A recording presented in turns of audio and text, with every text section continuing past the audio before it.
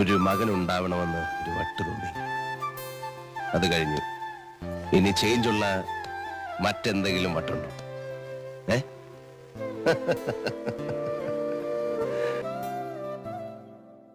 എല്ലാ അമ്മമാരും ആനിയെ പോലാണോ?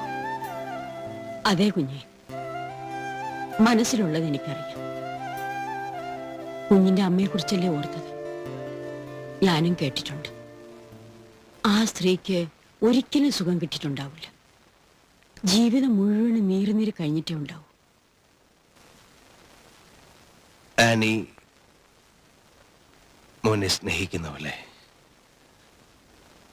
മാഗിക്ക് എന്നെ സ്നേഹിക്കാം.